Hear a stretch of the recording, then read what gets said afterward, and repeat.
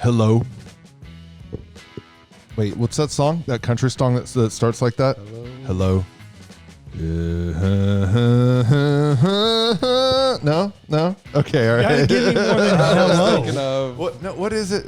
Wait, Adele what? has a song where she says, Oh yeah, that's right. No, or is it "Hello, Darling"? That's it. Hello, darling. Come on, Kevin. What is it? Hello. He always talks to my dad. Anyways, as if my dad Conway can answer Twitty, back. hello, darling, There you go. is what I Conway was trying to come up with. Kev's your right guy. He loves Conway. Nice to see you. It's been a long time since you left me. Okay, that was it. Welcome to Pints and Perspectives. For some reason, I sing country songs at the beginning of each episode, whatever pops into my head. Not every episode. Well, just today. No, man, there's been some other ones. I guess Anyways, that's true. We are back. Yeah, all sorts of things. I sang Papa Top again. We sang. I guess that's true. I mean, all sorts of stuff, bro. I'm gonna keep it coming because believe it or not, looking at me, you probably don't think that I know a lot of country classics, but I do. All right. It is Pints and Perspectives, and we're joined once again by our friend and former professor, teacher, mentor, colleague in the work of the kingdom. I don't know, all the things. It's been Blackwell. He's back with us, everybody. Let's give some applause going there for Ben. He's got a PhD. We don't. Hold on. Let's do the most pretentious thing we could possibly do right now. How many degrees are in the room at this moment? So you've got what? 4 now? I have 3 now. 3? I've got 2. You've got what? 4? I believe 5. 5. You have two undergraduates, 2 masters, and the PhD. Okay, so 5, 8, 10. There are 10 degrees between 3 people in this room. Yep. And nobody cares. Classic. No, Educated beyond your intelligence. I was trying to think about it. I asked Adam the other day. I was like, Adam, they say it takes 10,000 hours to become a master. It's like, do you think you have 10,000 hours in theology? Yeah, easy. I was like, maybe I do too. Easy. How many hours do you think? If we have, Okay, so a full-time job is 2,000 hours a year. Okay. So 10,000 hours is 5 full-time years. Yeah. I've got 20,000 hours, not including education. Exactly. Yeah. Exactly. Yeah. So welcome to the most expert podcast on the subject matter you could possibly find. And if you believe that, we just blew it in the first 5 minutes. So, here you go. Welcome to Pints. You know what we're not blowing today is the beer, because we got it right. I have come through with a little special. Have either one of you had any of these beers? I've never even heard of this. Me either. And you know what? My attempt at Googling it took more than one. I'll say that. Well, because it's all their stuff is in French. Yes. Ben, how's your French these days? Yeah, you read French. Well, this man taught me how to teach myself how to read French. And did it work? It worked enough to have about 5% of my sources for my master's thesis be in French. Wow. And that was before Google Translate actually could do it for you. It was that when I before? actually had to figure out how to do that shit. Something. I get ChatGPT. My French pronunciation is so bad. Oh, mine's that terrible. It would be, but I didn't can even read a try. little bit of French. So. Okay. Well, the box here is. How would you pronounce the name of the brewer? Got some. Yeah, French. that's what I was looking at there. Une breu. Yeah, that's it. There you go. You did it. You got the at the end, which I Yeah. could never do. So I normally call it Unibrew.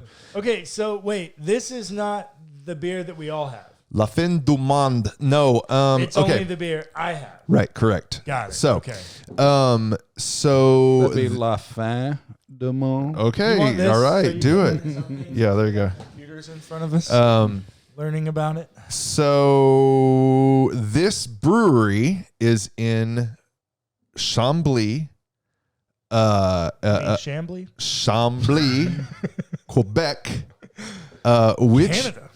which is a Canadian brewery, and it is a very small town. Who has the La Fin du Monde? How did you pronounce it? Okay, look, that's a map of Chambly, and there's a famous lake there too, Lake Chambly. And so I've actually been there because That's where your people's from? my wife's people are from there. So my father-in-law and his siblings, they were born and lived the majority of their life in Montreal. But my wife's grandmother and and some of the family members and later in life all lived in Chambly. And so I've been to Chambly. I've been to this to where this beer is made. I did not get to go to the brewery. That's nice that you gave your wife a shout out after just getting in trouble. So. Yeah, that's right. Oh yeah, that's right. Yeah, I think, and on the last ones, I said I didn't like blondes. I'm making up for all sorts. So they have a lot of beer, and the brewery primarily does beer in the Belgian style of brewery. Brewing.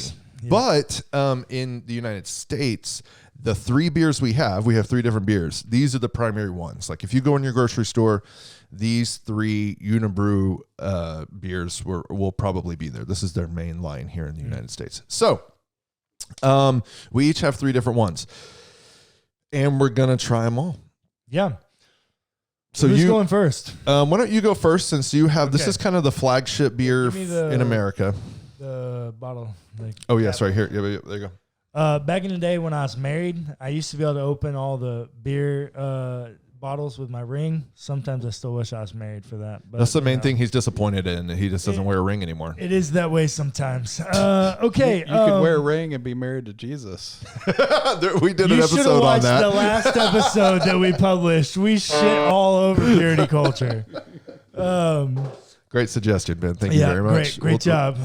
His jokes are on point, friends. His jokes are on point. Okay, so this is apparently the flagship beer is the La Fin du Monde. I think as it relates to, insofar as I'm referring to their American distribution. Americans. Okay. Yeah. So the website has like a scale. I don't know how helpful it is because the scale of bitterness is IBUs. It's literally called the International Bitterness Unit. Right. So I don't know how helpful that is. It's more of a visual representation than a numerical representation. Maybe it's for, But on the back of the bottle, it says that it's a Belgian triple style and it's 19 IBUs. So that's pretty low. Its tasting notes, it says that the nose should be floral, bouquet, fresh baguette, and aromas of honey, spices, coriander, also called cilantro, malt, and alcohol. It is a tribute to Quebec, the land encountered by 16th century French explorers who thought they'd reached the end of the world. That's what your beer is a tribute to. Well, I don't get fresh baguette, but everything else seems on point. Its color's blonde, got a great head. It says it's mildly hoppy palate with notes of grains, fruit, and spice, followed by a smooth, dry finish. We'll see if that is the case. It also told me that it pairs well with, what did it say? Blue cheese, seafood, and sausages. Yeah, there you go. And over there, it said on the box, where's the box? It said something about notes of salted blue cheese. That's what it said. Wow. All right. For a Belgian triple. All right, Ben, you go next because you've got the double. All right, I've got the double, the Maudite. I don't know how you pronounce that. I give it to him because the Maudite. I don't know, Maudite. I call it the Maudite. Well, I know like mauve, M-A or A-U is an O sound, so it'd be Maudite or Maudite. I don't know what it. All right. Interesting. All right. So I guess are you reading? Yeah. Spicy and complex. This beer with the colors of hell offers aromas of spice, orange, and malt. I actually did give him that one because it has a demon on it. He says it's an archangel. It's caramelized. Its caramelized taste and fiery finish evoke the legend of this is French, La Chasse Galerie, where the pleasure of reunions suffers no compromise, even if it means making a pact with the devil. I don't get any of those references. This is some French-Canadian stuff. It is 8% alcohol by volume in the style of a Belgian double, 22 IBUs. What do you think? It's dark. It is. I'm not usually a dark ale person, but Yeah, that's nice. Says it would go great with spicy dishes, creme brulee, tasty soft cheeses with a washed rind. What does that mean? These French people. The nose of malt, orange spices, coriander, and clove. You get any of that? Flavor, caramelized sugar, marmalade, spicy, roasted notes, etc. I love that beer. Yeah, it's a good one. It is very good. I'm usually not a dark ale person. I know it's not like super dark, but yeah, it has a pretty interesting gradient color to it. All right. Yeah. All right, and you have what's this I've one? got the Trois Pistoles. I put a little Latin accent on it, but a little bit. Oh, black cherry and dark rum. Tell them. Oh, they say it's a deep brown. This is right up your alley. This Adam is- loves brown ales. This is my favorite beer from this brewery. I mean, they have other stuff that I have never had before, but of what I've had, this is my favorite. This is also the hardest to find around here because most people drink the La Fin du Monde. But look at that pour. Yeah, fiery and distinguished. This brown brewed with 4 malts. And as many exotic spices release notes of black cherries and dark rum. Yeah. It's gorgeous. Who will know how to tame this powerful beast? Proud descendant of the legend of the black horse of Trois Pistoles. Belgian-style dark strong ale. So this is not a double or a triple. It's a strong ale. 9% alcohol by volume. Strong brunette. 15.5 IBUs. Yes. All right. Let's cheers, buddy. Cheers, buddies. Ben beat us to it. cheers. That's all right. Heaven. Belgian beer yeast is always an experience. It is. I often talk about the way that beer across the pond does a far and away better job of experimenting with yeast as an ingredient in beer to help the flavor. Because over here, you'll just see everybody use like American ale yeast or like some have any flavor. variation of like a dozen of the same yeast for all the beer we produce. Right. Yeah, mine, it tastes like a really good triple. Yeah. My parents lived in Belgium my dad lived there for 2 years. My younger brother and my mother lived there for a year. And they came back, I mean, obviously, as you might imagine, just loving Belgian culture and Belgian food and Belgian beer specifically. Because if you didn't know, Belgium is per capita the brewing capital of the world. Oh, okay. There are more breweries per capita in Belgium than any other country in the world. Interesting. And there's a great little like French Belgian bistro down on Houston, ironically around the corner from Ecclesia. Okay. That we went to a lot. And so I've had a lot of doubles and triples and lots of Belgian style beer. Yeah, Belgian Cafe. Yeah. I know exactly where it's at. Well, I think it's called Belgian Bistro. But Oh, okay. Whatever. Yeah. Cafe's the French pronunciation. Anyway, so you were telling us a story about going to Belgium or something like that. No. I was just saying that I've got quite a bit of experience with doubles and triples and Belgian style beers. And this is a pretty good triple. Yeah, like 7.2. It's like just Okay. good triple. Good triple. Good triple. All right, go ahead. I have probably never had a double before, so I have no. Your beer experience, is it pretty limited? It is, yes. Okay. It's not very I'm not a fan vast. of, Huh? like, What kind of IPAs. theologian are you? Like, I thought to be a white guy theologian, you had to like craft beer. I thought those things. In England, they just go to the pub and just drink beer. You know, so, Just ale, yeah. it's lagers. You know, so this is why Carlsberg or Okay. So like who when else you is there, I don't know, but yeah, when you move and you go to your walkable pub, you're just gonna walk in there and order a beer. You're not gonna like name a label. oh no, that's what I'm saying. Okay, I'm just trying okay. to think of there's another white label beer. I can't remember which one it is that I always get as well. No clue. Couldn't tell you. Yeah. couldn't Anyhow, tell you. I'm pretty simple, but this is the whole thing. Like food in general, like my taste or my palate is undeveloped. This is And so why spend a lot of money for something that I will not taste the difference of? Maybe that's a little bit Okay. cheaper. So it sounds Yeah. like England is the best place for you. Oh yeah, then. no, it's good. Good. I mean, they have lots of good European stuff. 'Cause They that's have the whole best thing. curry. I think they have the best curry. Yeah, we've quit eating.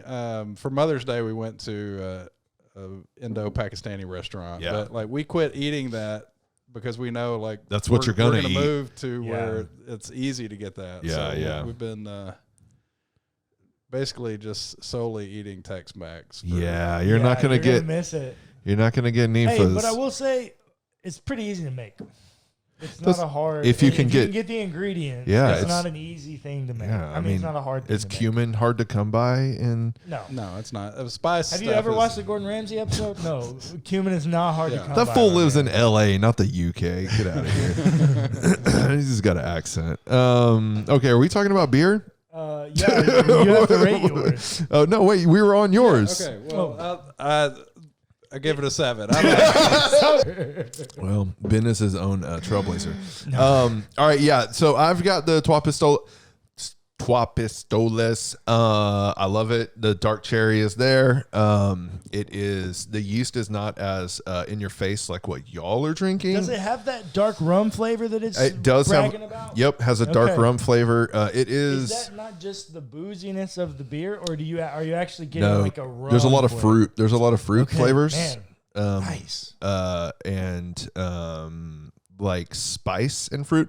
The food pairings that suggested is braised beef, Braised beef and game. I saw that. and triple cream cheeses. What does that mean? What's a triple cream cheese? Well, it just means it thinks it will go with stuff that's like Soft really cheeses? fatty. Oh, look at you. Yeah. Nice. So yeah, lots of spice, lots of I'm sweet. fatty. This beer goes great with you, Ben. Thank you. I'm gonna give it a. I like Belgians. I appreciate them. I understand them. They are not my go-to. Yeah. I did this more out of novelty and because I knew I could get 3 beers that y'all had probably never had before, and it's a little nod to my my in-laws. So I'm gonna give this a 6.5. I think a good That's not a nod to your in-laws. I think of the 3, it is my favorite. I do like the Maldite. I don't really like that beer much. But yeah, cheers to Canada. All right, yeah. And Cheers to Canada. and to all the French Cheers. Canadians out there. Blame Canada. I don't know what a good French greeting is. Yeah, I don't know either. Quebec is a great Kiss city. my ass. They seem to be kind of rude. Great. Now we just lost our entire French audience. The Canadians are offended. The French they are know that they're offended. rude. We I just think they lost wear that. it as a badge of honor. Yeah. Okay, what are we talking about, theologians? Yeah, so we're going to introduce a series on atonement theories. What does that word mean? What were we going to say? I was gonna say I don't like the word theories. Okay. What would you... I asked about the first word. He asked about the second word. Go ahead, Cullen. Well, let's start with the word we all agree is acceptable, but need to define, atonement. What does that word mean? Well, what does it mean? That's a great... know. Yeah. You told me that it's a made-up word, It is. that it means at one mint, shoved together. Yeah. Yeah. Yeah. Is it Wycliffe? John Wycliffe Yep. made this word up. Okay, there you go. So it's a made-up word to... In English, at least, right? Yeah. I mean, it's To, In English. yeah, but I mean to like create a theological category. Why did he make it up? yeah, and I mean, I guess reconciliation. You could have other terms that are similar to this. But Sure. like Redemption, restoration. Yeah. And I think, I guess, because there are specific, I'm thinking of New Testament here more than Old Testament, but there is a specific word for reconciliation. There's a specific word for redemption. Yeah. But when you talk about like the hilasterion, this atoning sacrifice, mercy seat business is just in its own category. So I think made up of something else. Yeah, it's so interesting. So what word do you propose we replace theories with? Yeah, okay, let's do that. Why don't you like theories? Because there's also like, six major theories? Yeah, so I like the word models. And Models. part of Oh, this, you do always use that word. because the word you even use it in theory- your book. Yeah. theory just means that it could be true and likely isn't. You know, I mean, Right. I guess that's That just sounds- like a hypothesis. Ding, Yeah. ding, ding, ding. That's what we're doing here. Atonement model. Yeah, So what's the I'm- difference? I'm just like Okay. all of the above. These all speak to some element of truth. Okay, great point. Okay, wait. So you believe they all speak to some element of truth? They each have something that they've highlighted. Yeah, I think in that sense, like when, yeah. Okay, well, let's just go off that. Because I kind of want to push back on that. I don't know that there's any burden of truth to ransom atonement theory, other than it's recorded in the pastoral epistle somewhere. Okay, yeah. So what I would say here, so I'm a fan of grouping them in families, rather than dealing with any one model. Like any one model has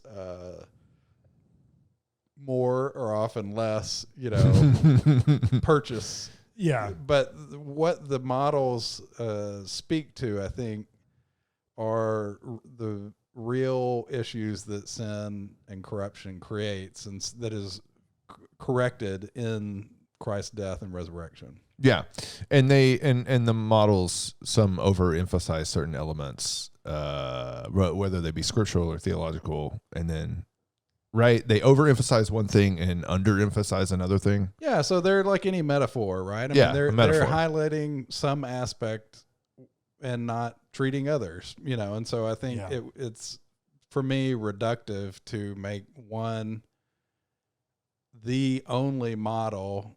Yeah. And then everything else is just an illustration of kind of window dressing or whatever the garnish.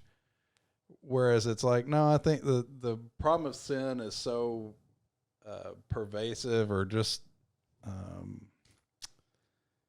multifaceted. And so to pick out one aspect of it and make that somehow, and the same thing with the cross and resurrection, dealing with just one aspect of sin. Okay, hey, but look. So how would you? Okay, hold on, wait. Okay. But real talk. Which one's your favorite, though? You know what I'm saying? you know what I'm saying? Like, I mean, there's like one, though, right? We'll get there after we. No, there's not one. I mean, come on. I definitely have a favorite. It's the same way with my food, though. Like, if I'm eating Mexican food, it's like, this is great. Okay. If I'm going to get Italian. If I'm eating Indian. All right. Just want a good hamburger. Found a good sushi place down on Bel Air. Okay. That was good sushi. It's like I don't have to compare it to like eating something else. It's like it is what it's good for. Okay. Is there anyone that you would say absolutely not 100% wholesale reject it? Yeah, wholesale reject it. No. I mean, it depends on what you're talking about. Like, the list in my head may not be the list. Okay, Right, okay, so great. that's what I was Okay, thinking go. to say. Okay. Why don't you go ahead and list them off for us and put them in the groups and categories you like? What's your first family? My first family. So I guess the one that at least people respond to or know the most is what I'd call the divine restitution family. Yes, Okay. I can remember the chart. Yeah, so I'll just list the three families that I put them in. So Okay. divine restitution, and this is basically God. Something about our relationship with God or God Himself, His view of us, has to be corrected. Right. Right. The second model is the victory over evil powers. I mean, it's not as, but this is like the Christus Victor model is within this family. It's a defeat of an opposite power. Yeah, the ransom model, that Right. kind of thing. See, okay, so interesting Wait. that you keep putting ransom in there. I would not put it there. But Well, it's because fundamentally you have an Really? evil Where was- power that is being subverted. Yeah. Well, yeah, What but- family would but- you put it in? But the opposition is God themselves, because it's the wrath of God that's being satisfied on the cross, not the wrath of evil. So you would put it in the first family. Well, yeah. Well, I so- don't know his third family. Well, no, but the whole deal about the wrath of, that's the whole thing. Is like, it's not that the people that say the ransom is the reality, deny the wrath of God. They would just, like, you point to like the Babylonians as the expression of God's wrath. Yeah. Right. Right. you Right. know, in the Old Testament. So the devil or these demonic powers. So when you talk about the wrath of God, it's still expressed via these demonic powers. Yeah. Third family. Third family is what I like. This totally made this up, called the transforming vision. Yeah, transforming vision. This is where I am. So this is a in this sense, like it's more a patristic model. Yeah. You almost don't like moral influence, moral example is where I put this. I think it does generally fit here.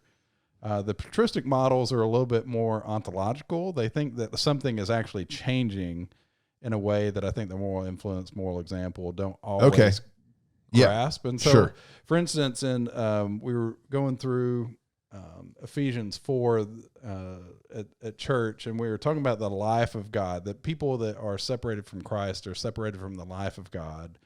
But then it goes through and it explains that it uses this language that they were ignorant, that they were darkened in their thinking.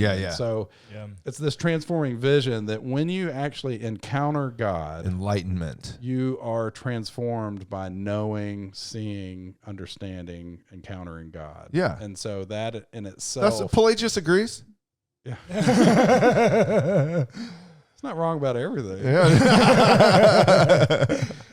So, but what would be the more just that sin is sickness rather than death? Yeah. So the deification. This is where you'd also put deification. Would fit within this. Yeah. Like got it. When to see God, to know God is to live. Right. Yeah. In that sense, and Athanasius, if you read his On the Incarnation, we did. You forced us. Yes. So this is, Athanasius, a theologian in the mid 300s. Yeah. Has this book called and he describes why did Jesus need to become human, right? Yeah. Become incarnate.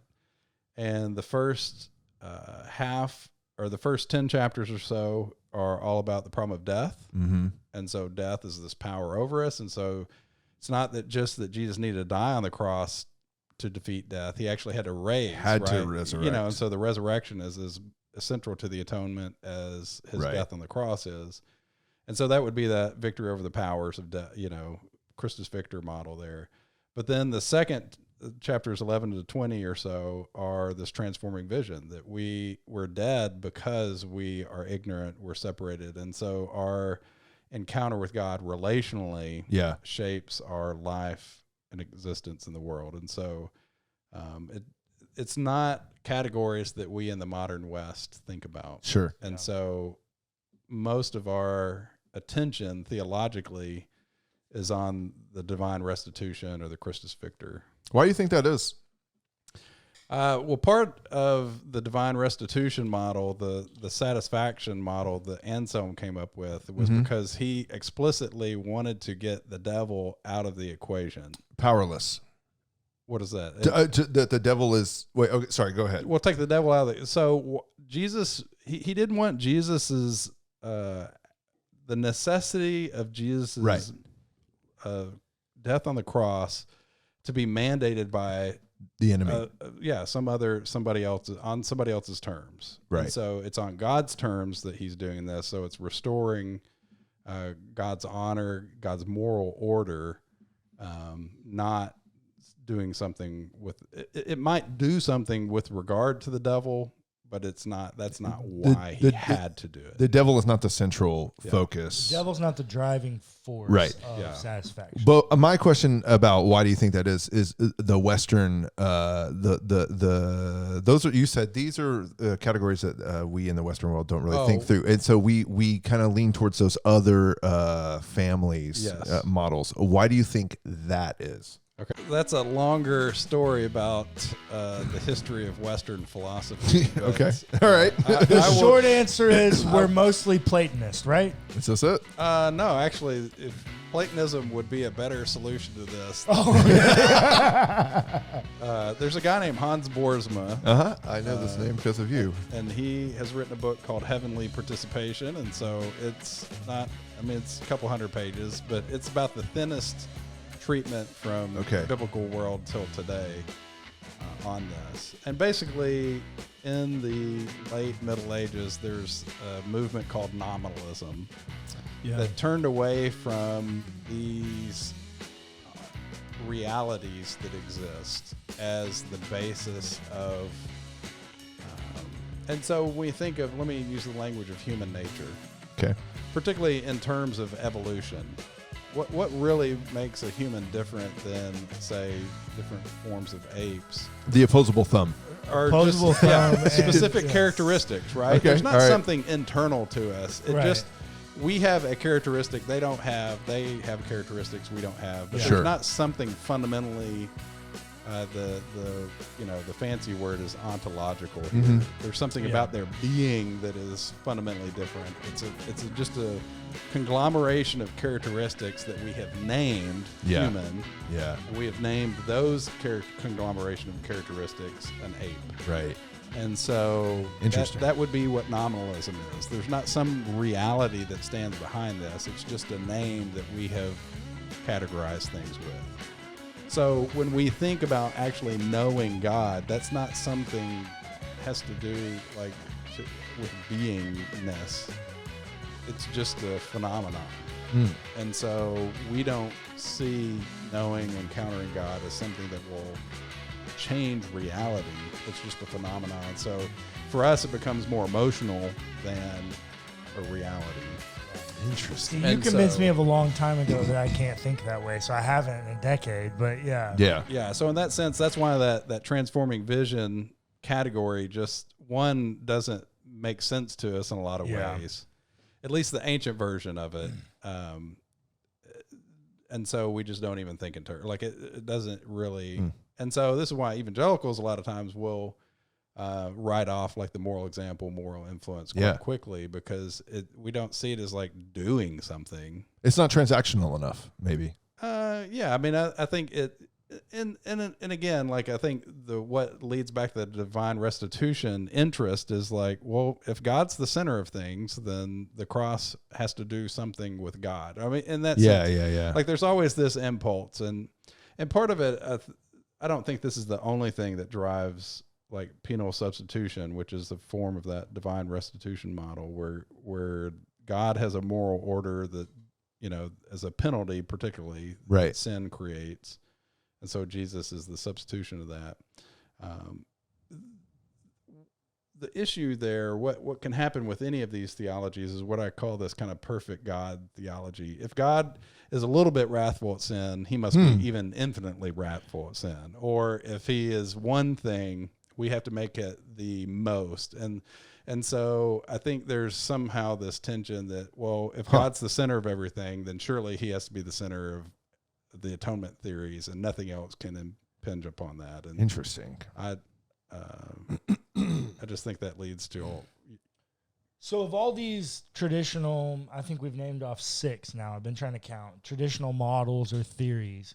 I think this is the question you were trying to get at earlier, and maybe me presenting it a different way would produce a different answer. But is there maybe one that you primarily view the world through? Yeah, that. I mean, I probably just because like the gospel has been presented to me, like if I'll give you an example here. Well, the gospel has been primarily presented to me through penal substitution. Yeah, me too. Right. I mean, I think you would agree with that too, right? And That has been the water we've been swimming in. Yeah, I mean, yeah. and what I would say is like, so since I'm about to move to England, give an example here. Drive on the left-hand side of the road. Actually, not that hard. If you're following the flow of traffic, Yeah. Sure. right? You're just following somebody else. You're just doing it. But what happens then is when you come to an emergency, so if something happens as somebody that's been taught to drive on the right-hand side of the road, if something happens, your immediate impulse right, is to pull yeah. to the right.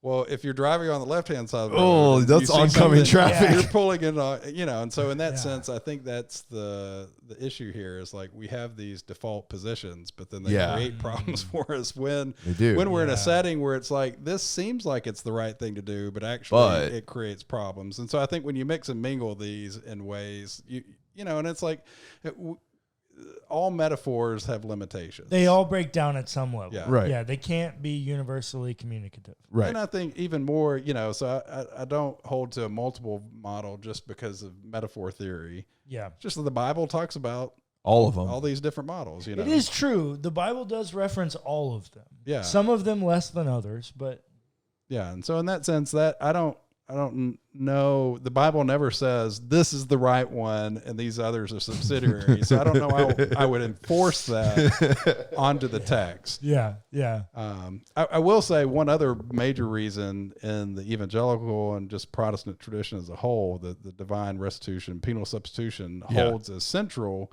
is because justification as So when we talk about atonement, I use the language of it's salvation accomplished. Jesus died on the cross, and it's a fact whether I believe in it or not. But when I do believe in Christ and the efficacy of his death and resurrection, that's what I would call salvation applied. Yep.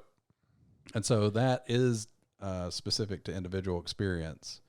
And so, in that sense, the doctrine of justification does not speak directly to atonement. It's salvation accomplished. It speaks to salvation applied. What does it look like when I am brought into the reality of the cross and resurrection? Well, it's, the so what of it. Yes, and so here's the rub. Justification has to do with justice. Yeah. Right. And so then it fits very tightly with a penal substitution. Penal substitution as a metaphor, legal metaphor. Yeah. And so interesting. Now the problem is that justification could, and I think rightly should, also be interpreted as a Christus Victor model of liberation from the power of death, but without setting it in opposition to being set right before God. Both of those are hold together. So there's a wider covenantal thing behind that would shape that. But what that means then is that no one atonement model then has to drive justification because it can fit with both Christus Victor and the divine restitution. Are there are there scholars who take a position of multiple models? Scott McKnight he uses the analogy of a golf bag. So I have heard him. I did read this in his versus book, a putter versus and that and he talked about this in one of his books on Paul. Well, let me ask you: would you say so? He says there's not one. He doesn't have a favorite. He doesn't dismiss one wholesale. But he's also not committed to the golf bag analogy. Yeah. Well, so how about you? he's making me rethink some of my thoughts right now. Let me go ahead and say look, you're still teaching, Ben. It's good. Well, when you're right. But what I will say is when I walked in here today, I damn near would fully reject ransom theory and primarily look through the lens of Christus Victor. Okay. So what changed? A statement you made that just because God has a partial wrath towards sin doesn't mean that he has an infinite wrath towards sin. Well, in the same way, I'm really pissed off when people rape people. Okay. I would, and when I thought that my sister was raped, I was ready to go to war for her. I would like to think that God might have some of that in them too. Now I don't know. A little impulsive, violent streak. Got it. God got a little gangster in him. I'm just saying. Okay. Or we could say God got a little cowboy. Both of them ready to go to war at a drop of a hat. So, so a little bit. That's making me rethink some things. But what I would say is I primarily view the world through Christus Victor, that Christ's death and resurrection is a victory over, that Christ's resurrection is a victory over death and evil and is a foreshadowing of the future when those things are no more. Too bad death still exists. Well, okay, but nobody's saying that it's not supposed to right now, right? The Bible didn't tell you that. Now and not yet, right? Yeah, that would be that. And, I think the biggest support of that is the Passover. Like Jesus' death is at Passover, right? And so what is Passover is a celebration of being liberated from the Egyptians. And so in that sense, I think even if the Bible doesn't always trumpet that in the same way as, or use that in the same way that some other metaphors are brought out by Paul at different times. Well, and I think for me, like Christus Victor, if I was going to have a category, of atonement families. I might add one for just liberation, because Christus Victor very much so fits in a much larger category of liberation and freeing the captives and overcoming the suffering and harm of the people of power and those kinds of things. To go to Paul, like the powers and principalities, oppressors, those kinds of things. So, I just think Christus Victor is a much larger bowl that has conversations outside of strictly atonement that really appeals to me for a holistic theology. Yeah, and I would say that this is where, for me, the kingdom as a orienting. Well, Adam doesn't believe in it because he doesn't think Jesus should be king, because kings are bad. Monarchy's bad. Okay. Representative democracy, baby. Yes. Even though Acts tells us that that's actually how they ended up living, Jesus. That's unfortunate. Well, Adam ultimately, rejects the kingdom reason language. Jesus is king is because God is the high king of heaven, right? And so this is now God. Human kings are always limited, and right. usually We need a divine king. And so when there's been a bunch of divine kings who are also human. Who's that? I'm just saying. Percy Jackson. My son loves Percy Jackson. It's good. I was going to ask you a question before we went off. Oh, where would you put universalism in this conversation? Universalism. Well, it's not an atonement theory. Okay, I know it's not an atonement model. Yeah, fair. But it is an outcome. So there's obviously Christian universalists. So there has to be a atonement model that works there. But maybe it's just heretical and not based in Scripture. I don't know. Yeah, I'm not one.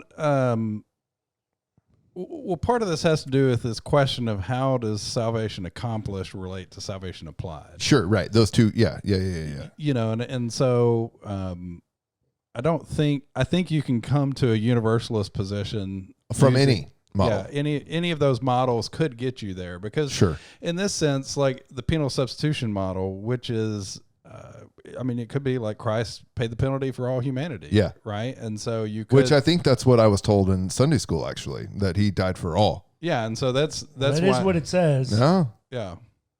And so in that sense, like how that plays out then, how those work together, how tightly do they link together, I think are these, and I think this is like a classic question of, say, Romans 9-11. Which says what? Well, so Romans 9 talks about... this is where we get covenant theology. Well, what I would say is like Romans 9 is challenging Jews who think they're automatically in just because they have this ethnic heritage. They're ethnically Jewish. Right. And nationalism. Yeah.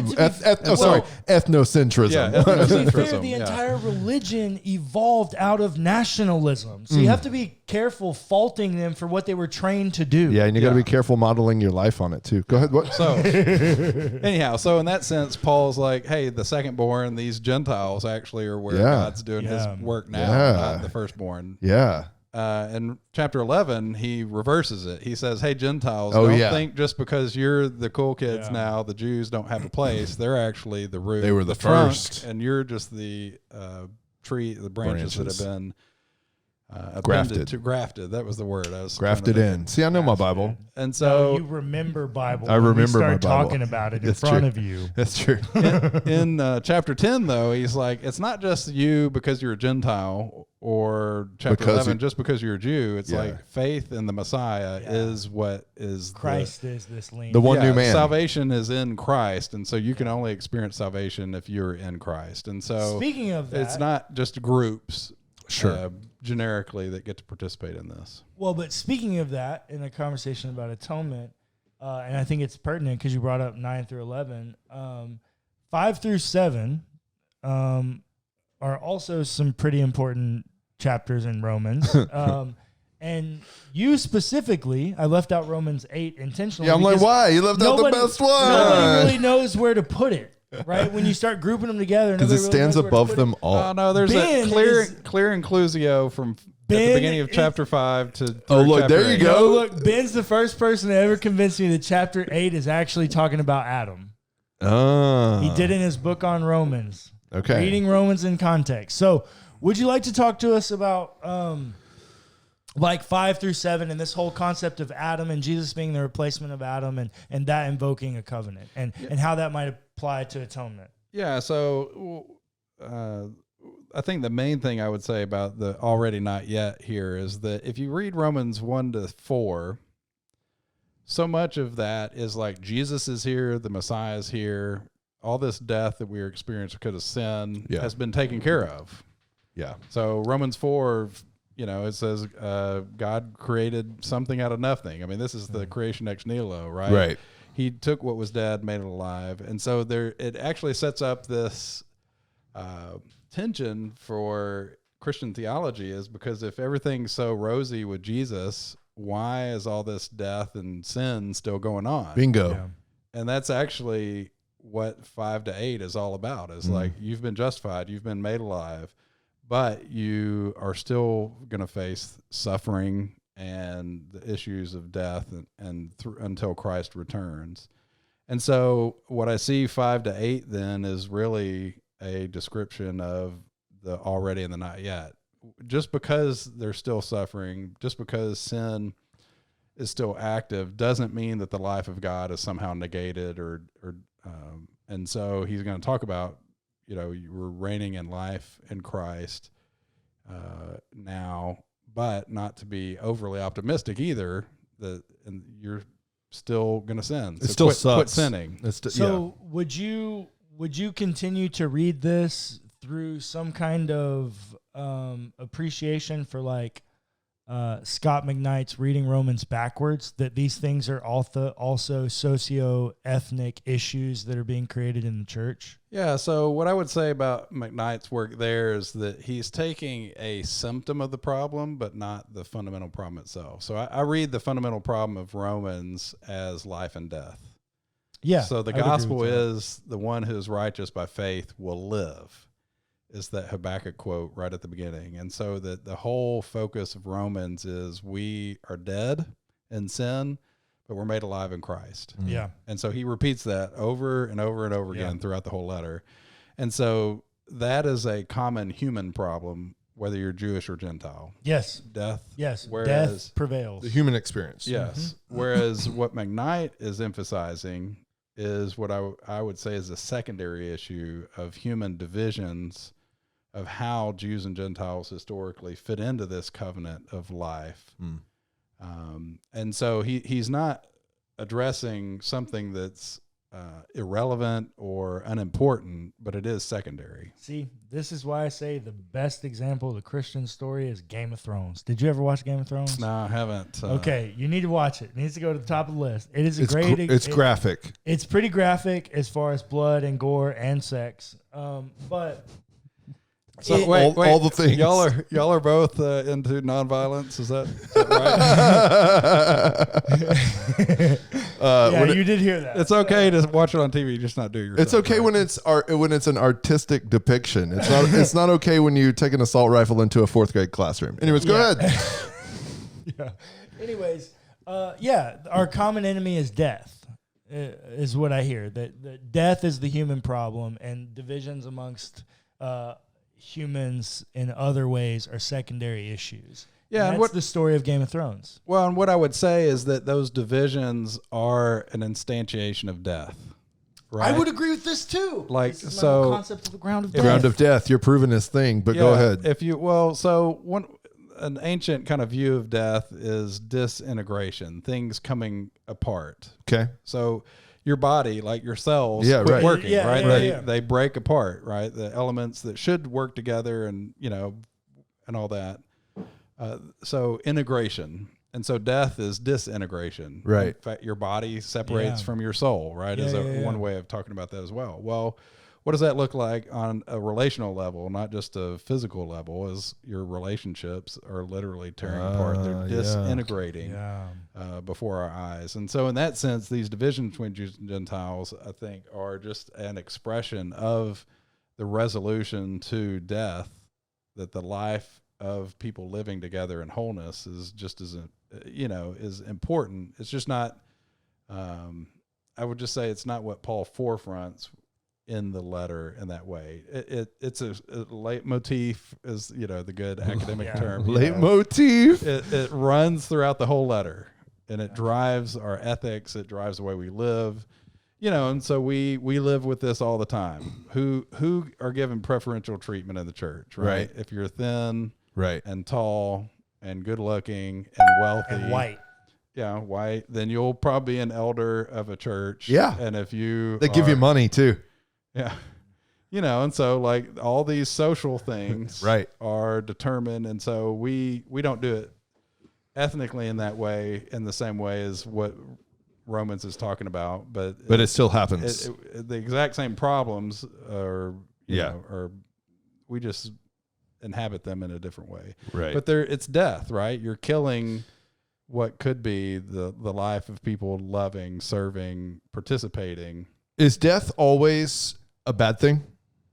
Yeah, well, we were talking about that in the last episode, and I meant to bring this up as far as the problem of evil, because one of the things of like if you think that evolution is somehow a progress towards something better, Yeah. and actually evolution is built upon the process of death. Those Right. forms that were less ideal Right. do not sustain, and that the more ideal sustain. And so, But don't, okay. Well, no, keep going. Yeah, go ahead. But what? but death then is a form of that, part of that, a necessary part of the process of evolution. Yeah, not necessarily bad, but just an ingredient. And so there's a theologian, Hans Urs von Balthasar. Yes. So he's a German We've guy. read. Yes. We've read. Hey, I know- You forced us. Hold on, wait. I know one German word. I only know one German word, and it's because you taught Figure it me. out. Hausgeschichte. All right. Yeah. Salvation history. The history. Yeah. Anyway, But, sorry, so go ahead. Balthasar talks about this in a way that I think is helpful and interesting, is that even though death is the enemy, it's the same way that Jesus dying actually becomes the means by which God accomplishes his end. Right. Yeah. Death is a good thing. Yeah, and so it's subverted Beneficial. in some way. And so even in evolution, so he even uses this idea of evolution as a model for, as an example of God, even though it's an evil thing in itself, God actually uses it to accomplish his purposes. I mean, just ecologically, though. Sorry, we're like really getting off track. Well, I think for me, so I agree with you. And the way I talk about it is nature, right? Yeah, ecology. This is Yeah, what I was yeah, going yeah. to say. Yeah. But what I would also say is like, I'm not sure that cellular death should be put in the same category of death, because cellular death brings forth life. That's what you've communicated, right? Is that evolution, death must happen as a part of evolution. How do you not include cellular death in death? The category of death, it gets its definition from cellular death. Well, not in holistic being cellular death. What I mean is more like Spiritual when a leaf death. falls off a tree, cellular death. Okay. But Yeah, but our aging basically is just the accumulation of cells that have died or been corrupted, Right. And ultimately they can't, you just accumulate enough of those and then you die because you don't have any more good living ones. Yeah. Non-corrupted ones. Yeah, I guess that's fair. And yeah, So it's I all part of the usually same call process. this reciprocity. it's the circle of life. Yes, I usually call it reciprocity. I put it in a different category than something like murder for death. Moiter. Right? Like, yeah. Or like rape. But it's or, also death. I mean, it's like bad death and good death. I don't know. We're Well, really... but see, you're still creating another category. You're at least granting me my premise that it's something a little bit different. Yeah, fair. Indeed it is. Okay, look, we've only got a couple minutes left. So how do we want to wrap this up with old Ben Blackwell over there? Joel Green has a book. Okay, Joel I can't Green. remember, has the word atonement in it. Joel Green. Is he a new professor at HBU, Old Testament prof? No. He has been at Fuller for years. Yeah. but, Oh, I have no idea who I this think it's person called is. the Mosaic of the Atonement. It's probably No idea. if you're going to look for somebody that would have all of the above kind of model. I think Okay. that's probably McKnight's description of it is very brief and not robust. Whereas Green's, I think, if I was going to point somebody That's the to golf read, club analogy or the golf bag? Yeah. I mean, I use it in our Engaging Theology book. Yeah. Maybe that's where I read that. Yeah, I'm sure that's where you would have, but it's and I think it's as an analogy goes, it's fine. But Green, I think treats it more holistically. Good to know. Well, Ben, thanks for being on the podcast. I do have one final question. Oh, wait, go. If you were going to look and have a conversation with someone that said, hey, penal substitutionary atonement has been really harmful to me in my theological construction, give me one good thing to take from it. Ooh, one good thing. One good thing. All right, so what I would say is you have to start with the Nicene Creed. Okay. And the phrase, I said one thing, Ben. Yes. This is the deal with professors. There They just can't. is trying to do their own thing. They don't live by the rules. There's one word in the creed that's Okay. important for this. Homoousios. Homoousios. Jesus A made-up word. One nature. Jesus is of the same nature as the Father. Yeah. And so Jesus is not dying as to appease some other God. God is dying themselves. God himself is on the cross. And so in that sense, it's not the angry Father who hates you and Jesus who loves you in opposition. That God himself is the one It's who stigmata. is sacrificing for your behalf. Like it's God is crucifying God. Or in your stigmata is the No, wrong God thing. is offering themselves. Yeah, it's like a self-sacrificial. Yes. Yeah. Yes. Yeah. So, and I think that what I would God say is righting the wrong that we caused, according Well, to what the we- story, by offering themselves. Yeah. So what I would say is a healthy Trinitarian view of penal substitution is different than what I would say is the crappy Evangelical version. folk theology Yeah. to where God's angry with you and Jesus saves you from him. So Okay. there you go, friends. No Jonathan Edwards. No Jonathan Edwards, but we also don't have to throw the baby out with the bathwater. There might be some goodness to substitutionary atonement. Nah, man, just moral influence. Hey, thanks for being here, and we'll see you See next you on the time next one. on Finds of Perspective.